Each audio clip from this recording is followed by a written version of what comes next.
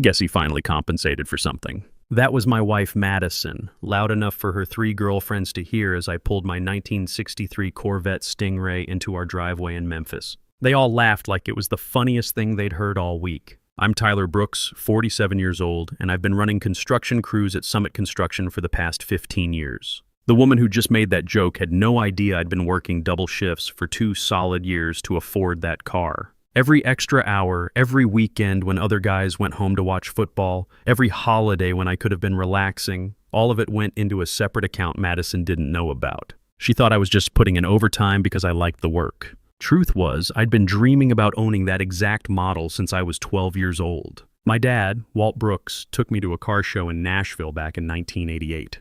There was this cherry red split-window Stingray with white racing stripes, and I couldn't take my eyes off it. Dad spent an hour talking to the owner about the 327 engine, the 4-speed manual transmission, the original chrome bumpers. See that fuel injection system, Ty? Dad pointed under the hood. Rochester fuel injection. Only made it 2 years before they went back to carburetors. This here's the real deal. The owner, an older guy in coveralls, grinned at my fascination. Your boy's got good taste. These split windows are special. Only made them 1 year, 1963. That rear window caused visibility problems, so they changed it in '64. Someday, Ty, Dad told me on the drive home, you'll have one just like that. Take care of it right, and it'll outlast both of us. Dad died 3 years ago from lung cancer. 40 years of Marlboro Reds finally caught up with him. He never saw me get that car, but I kept his words in my head every time I picked up an extra shift. The Corvette I'd just bought was exactly like the one from that car show. Original rally red paint, white stinger stripe, numbers matching 327 V8 putting out 300 horsepower. When I called Walt Gibson about his ad in Hemmings Motor News, he told me 3 other buyers were coming to look. I've got cash, I told him straight up. $47,000 and I can be there tomorrow. Hold on now, Walt said. Money's not everything. This car's been in my family 12 years. I want to know she's going to someone who understands what she is. When I showed up at Walt's place in Little Rock the next morning, he was waiting in his garage with the Corvette gleaming under fluorescent lights. Walt was 72, retired from the railroad, with hands that looked like they'd been working on engines since before I was born. Tell me about yourself, he said, not even looking at the cash envelope in my hand. I told him about Dad, about that car show, about working construction and saving every overtime dollar. Walt listened, nodding, running his fingers along the Corvette's fender like he was saying goodbye to an old friend. Your daddy teach you anything about engines? Some, mostly about respect. He always said you take care of your tools, they'll take care of you. Walt smiled. Same principle applies to everything worth having. He handed me the keys. She's yours, son.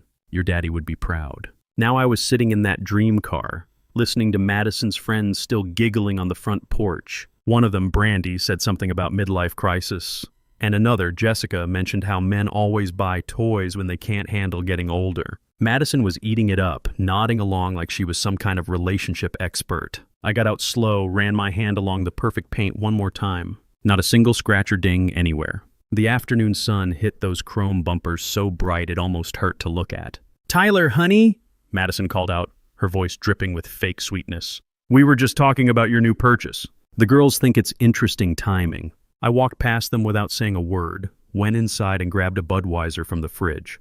Through the kitchen window, I could see them still sitting out there, probably picking apart every inch of my character. Madison's voice carried through the glass, something about men and their need to prove themselves. That night, after her friends left and she went to bed, I stood in the garage looking at the Corvette. The moonlight coming through the window made the red paint look almost black. I thought about my dad, about all those overtime hours, about missed dinners and canceled weekend plans. Something was shifting inside me, and I wasn't sure I liked where it was heading. Madison and I met 9 years ago at my buddy Greg Hoffman's wedding. Greg was an insurance adjuster who'd been through his own divorce 3 years before that.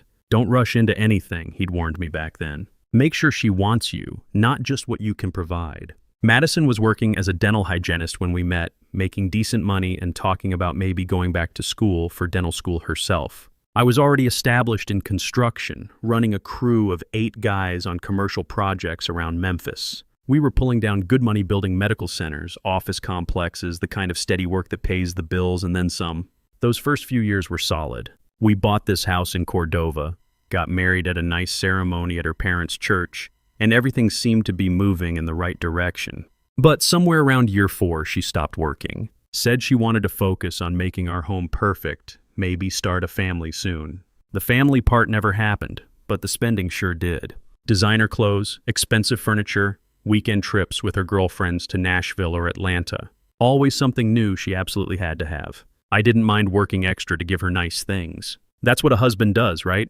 But the comments started around year 6. Little digs about my work clothes, my truck, the way I looked when I came home covered in dust and concrete. She'd make jokes to her friends about being married to a construction worker, like it was something embarrassing. Like the money I brought home wasn't good enough, just the source of it. Tyler fixes things for a living, she'd tell people at parties with this laugh that made it sound like I was some kind of handyman instead of a project supervisor managing million-dollar jobs. My crew respected me. Jake Murphy, my foreman who'd been with me 15 years, always said I ran the tightest operation in Memphis. Brooks's crews don't mess around, he'd tell new hires. We finish on time, under budget, and nobody gets hurt. Last year, we completed the Westfield Medical Center 3 weeks early, saving the client $200,000 in interest payments. But Madison never asked about work anymore. Never wanted to hear about the challenges of coordinating concrete pours, managing subcontractors, or dealing with city inspectors who could shut down a project with one violation notice. The Corvette obsession became her favorite target. Every time I mentioned seeing one for sale or talked about finally having enough saved up, she'd roll her eyes. We could use that money for real things, Tyler, like remodeling the kitchen or taking a proper vacation. Last month, I found receipts in her purse from a shopping trip to Atlanta. $800 on clothes and shoes in one afternoon. When I asked about it, she said she deserved nice things after putting up with my boring car talk all the time. That's when I started noticing other things. How she never asked about my workday anymore. How she'd leave the room when I talked to my crew on the phone. How she seemed to light up only when I handed over my paycheck or when her friends came over to complain about their own husbands. 3 weeks ago, I drove past Riverside Park on my lunch break and saw her sitting on a bench with Derek Lane from next door. His wife Lindsay was out of town visiting her mother. They weren't just talking. Her hand was on his knee and he was playing with her hair. I didn't confront her, didn't say a word, but I did call Walt Gibson and told him I'd take the Corvette. Maybe that was the moment I started planning something I hadn't even admitted to myself yet. The night after her compensation comment, I couldn't sleep. Madison was out cold beside me, snoring lightly like she always did. I kept replaying the scene in the driveway, hearing her friends laugh at something I'd worked so hard for. At 2 a.m, I got up and went to the garage, turned on the overhead light, and just looked at the Corvette. It really was beautiful. Walt had told me stories about driving it to car shows, taking his grandson for rides, the pride he felt every time someone stopped to admire it. I restored her myself, he'd said during the handover. 10 years, piece by piece. Engine rebuild, new interior, paint job. But I kept everything original spec. No modifications, no modern upgrades. She's exactly like she rolled off the line in St. Louis in 1963. That's what I'd imagined for myself. Taking care of something valuable. Being part of a community that understood quality and craftsmanship. Instead, I got public humiliation. I opened the glove compartment and pulled out the registration papers. Everything was in my name. Title, insurance, all of it. Madison had no claim to this car. Hell, she had no claim to most of our assets if it came to that. The house was bought with money I'd earned, the furniture, the vacations, even her car, all paid for with overtime hours while she spent her days doing whatever she wanted. That's when it hit me. I was 47 years old and I was living like a prisoner in my own life. I went back inside and opened my laptop. Started looking at apartment listings in Little Rock, about 2 hours away. Found a 1-bedroom place at Riverloft Apartments near the Arkansas River. Month-to-month lease available immediately. The rent was less than what Madison spent on clothes in a month. Then I looked up divorce lawyers, read about asset division, about what happens when one spouse has been financially dependent on the other, about proving adultery in Arkansas and how it affects settlements. By morning, I had a plan. For the next 2 weeks, I played the perfect husband. Complimented Madison's cooking, asked about her day, even suggested we take a weekend trip to Nashville like she'd been wanting. She ate it up, probably thought her little joke had put me in my place. But I was moving money, opening an account in Little Rock, forwarding my mail to a post office box, taking pictures of receipts, documenting her spending, building a file. The hardest part was acting normal when I saw Derek next door. He'd wave from his yard like nothing was happening, like he wasn't screwing my wife while his own wife was visiting family. I waved back every time. Meanwhile, Rick Turner from Riverstone Builders had been trying to recruit me for months. He'd heard about our Westfield project and wanted me to run his historic renovation division in Little Rock. "You've got a reputation for quality work," he'd told me over beers after a construction trade show. "I need someone who understands that some things are worth doing right, even if they take longer." Rick was about my age, divorced himself about 5 years back. "Marriage fell apart when she decided my paycheck was more important than I was," he'd said.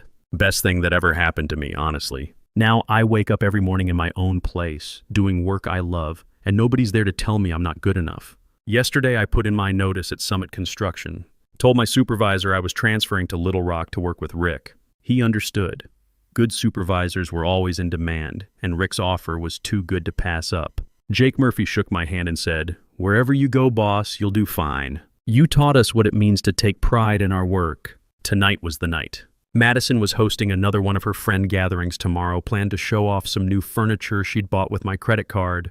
Perfect timing. I packed one bag and put it in the Corvette's trunk. Everything else I owned could be replaced. Some things were more important than others. I was about to find out what freedom felt like. The next morning, I waited until Madison was in the shower to load the last of my important papers into the Corvette. Bank statements, insurance policies, the documentation I'd been gathering. Everything fit in a briefcase that slid perfectly behind the passenger seat. My phone rang. Derek from next door. "Hey Tyler, you heading to work early today? Saw you loading up the car." "Something like that," I said, not bothering to hide the edge in my voice. There was a pause. "Everything okay, man? You sound a little off." I looked toward his house, wondered if he was watching from his window. "Everything's fine, Derek. Just fine." After I hung up, I realized he'd seen me packing.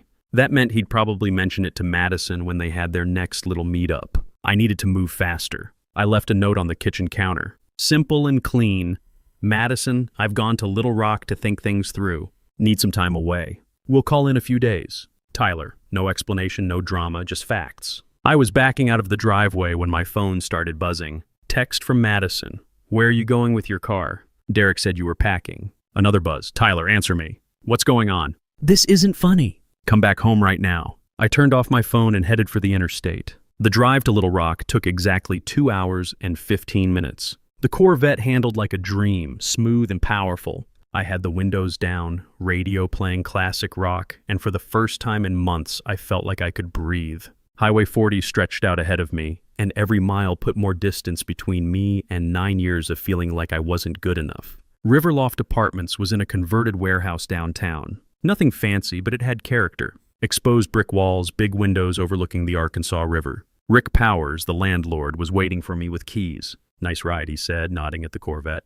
"Don't see many of those in original condition." "She's been well cared for," I said. "I can tell. Garage space comes with the apartment if you want it. Extra $50 a month. I'll take it."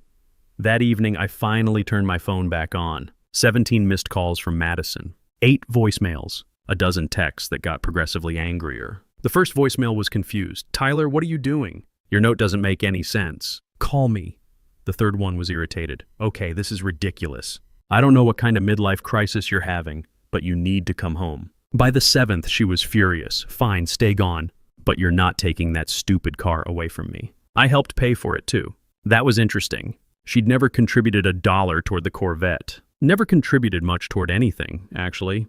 The last voicemail came in around 9 p.m. "Tyler, Derek told me he saw you packing like you were leaving for good."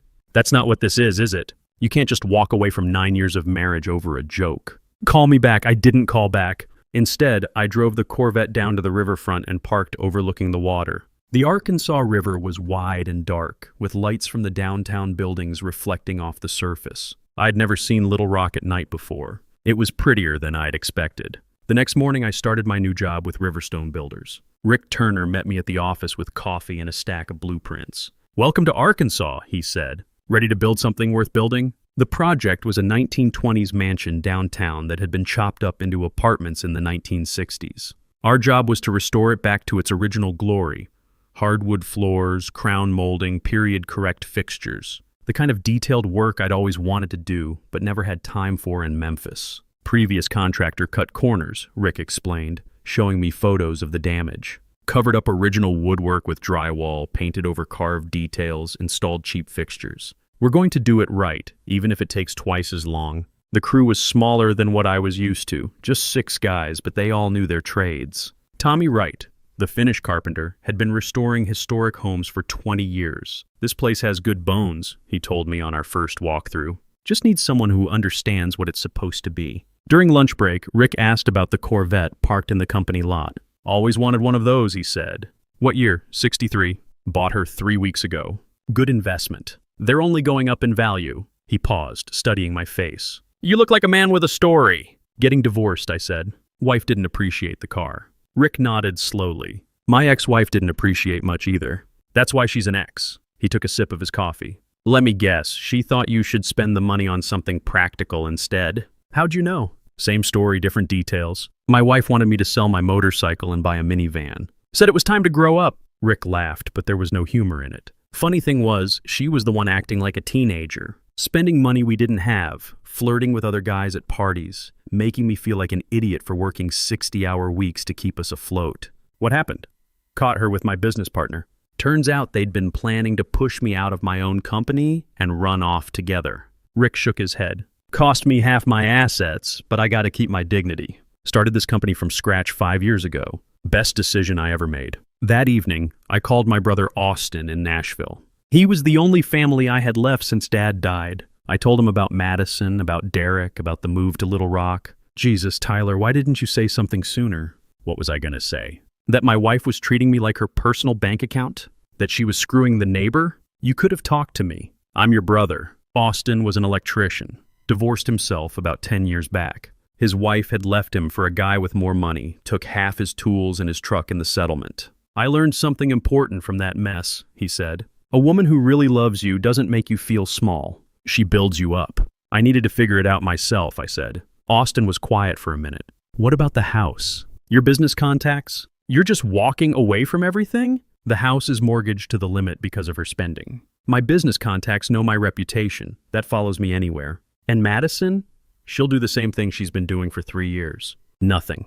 That weekend, I hired a lawyer named Carol Reynolds. She had 28 years of experience in family law and a reputation for being thorough. We met in her office Saturday morning and I laid out everything. The financial records showing Madison's spending versus her zero income. The photos I'd taken of her with Derek. The documentation of her pattern of public disrespect and emotional abuse. This is very comprehensive, Carol said, flipping through the folder. How long have you been planning this? Honestly, I think I've been planning it for 2 years without realizing it. Every overtime shift, every extra dollar I saved, every time she made me feel small, I was building toward this moment. Your wife's going to fight for half of everything. Let her try. The house is underwater because of her credit card debt. The only real asset is my construction business, and that's built on relationships and reputation, not physical property. Carol pulled out a calculator. Let's talk numbers. What's your annual income? Base salary $95,000 plus overtime usually brings it to around $120,000. Madison hasn't worked in 3 years. What about alimony? She's 35 years old and healthy. She can get a job. Carol smiled. I like working with clients who've done their homework. In Arkansas, adultery is grounds for fault-based divorce. With your documentation, we can argue against permanent alimony. We'll file the papers Monday morning. Sunday evening, I was sitting on my apartment balcony when Madison called. I almost didn't answer, but curiosity got the better of me. Tyler, we need to talk. I'm listening. This is crazy. You can't just throw away our marriage because of one stupid comment. It wasn't one comment, Madison. It was 9 years of them. I was joking. My friends know I was joking. Your friends know you've been humiliating your husband for years while he worked overtime to pay for your lifestyle. That's not how it was. How was it? She couldn't answer. I'm filing for divorce tomorrow, I said. Tyler, please. I know things haven't been perfect, but we can fix this. I can change. You had 9 years to change. I'm done waiting. I hung up and turned off my phone. Tomorrow would be interesting. Monday morning, Carol filed the divorce papers. By law, Madison had to be served within 30 days. I asked Carol to wait 2 weeks before having her served. I wanted to be settled in my new life before the legal war started. The mansion restoration was going better than expected. We'd uncovered original parquet floors under the carpeting, and Tommy had found hand-carved crown molding hidden behind dropped ceilings. Someone really loved this place once, he said, carefully removing layers of paint from an oak banister. You can tell by the attention to detail. Wednesday evening, my phone rang. Unknown number. Tyler, this is Lindsay, Derek's wife. My blood went cold. Hey, Lindsay. I got back from visiting my mom yesterday. Derek's been acting strange, guilty about something. I found text messages on his phone. She paused. They were from your wife. I'm sorry you had to find out that way. How long have you known? About a month. Why didn't you tell me? Would you have believed me? She was quiet for a long time. Probably not then. Another pause. What are you going to do? Same thing you should do. Derek's packing his stuff tonight. I'm filing for divorce tomorrow. Good for you, Lindsay. I'm sorry about Madison. About all of it. You deserve better. So do you. After we hung up, I felt something I hadn't experienced in years. Validation. Someone else had seen what I'd been living with and they understood why I'd left. Friday morning, Madison called from a number I didn't recognize. Tyler, Derek told his wife about us. I know, she called me. You knew about us and you didn't tell her? That wasn't my job. She's divorcing him. She's taking everything. His business, the house, their savings. Good for her. Tyler, this is serious. People are talking. Everyone knows what happened. Let them talk. My friends think I'm a terrible person.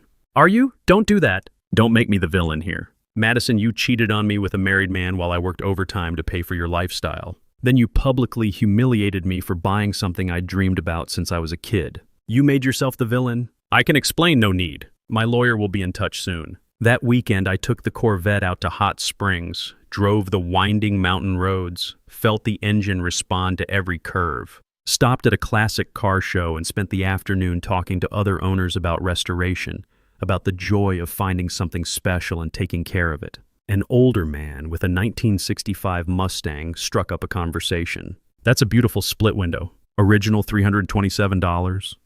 Numbers matching, I said. Bought her from Walt Gibson in Little Rock. Walt's a good man. Been in the hobby 40 years. He extended his hand. I'm Bill Crawford. You new to the area? I told him about the divorce, about starting over in Arkansas. Bill nodded like he'd heard the story before. Went through something similar myself 15 years ago. Wife thought my car hobby was a waste of money. Wanted me to sell everything and buy a bigger house. He gestured around the car show. Look around you. See all these guys? Most of us have similar stories. We found each other through our cars, became a family of sorts. That's what it's all about, said another owner who'd joined our conversation. Not everyone understands the connection between a man and his machine, but when you find the right one, it's worth everything you put into it. Driving home that evening, watching the sunset paint the Arkansas sky orange and purple, I thought about what they'd said. The right connection was worth everything you put into it. I'd learned that lesson about more than just cars. 2 weeks later, Carol called with news. Madison was served this morning. She wants to meet with you, with both of us. She says she has an offer. Thursday came. Madison looked smaller somehow, sitting across from me in Carol's conference room. Her lawyer, a nervous young guy named Bradley, did most of the talking. My client recognizes that the marriage has irreconcilable differences, he started. Your client committed adultery, Carol interrupted. We have photos. Madison's face went red. Those photos don't prove anything. Carol slid a folder across the table. Actually, they do, along with witness statements from neighbors, phone records, and bank statements showing how you've been spending your husband's money while contributing nothing to the household. Bradley looked through the folder and his expression changed. Mrs. Brooks, you didn't mention the extent of the documentation. The settlement was swift. Madison got 6 months to find employment and transition out of the house. No alimony, no claim to my business assets. She kept her car and personal belongings. I kept my dignity and my Corvette. 6 months later, I got word from Austin that Madison had moved back in with her parents in Nashville. She'd found work as a dental hygienist again, but the pay was half what she used to make. Derek's divorce had been even messier. Lindsay got everything. I'd settled into Little Rock like I'd lived there my whole life. The mansion project was featured in Arkansas Home magazine, and Rick was getting calls from clients specifically asking for my crew. I was making more money doing work I actually enjoyed. Last week, I met a woman named Sarah at a coffee shop near my apartment. She was a teacher, recently divorced herself, and when she saw me getting out of the Corvette, her first words were, "Beautiful car." Classic lines never go out of style. We talked for an hour about dreams deferred and second chances, about the difference between people who build things up and people who tear them down. I never thought I'd thank someone for mocking my dreams. But Madison's cruel laughter taught me the difference between settling for disrespect and demanding the life I deserved.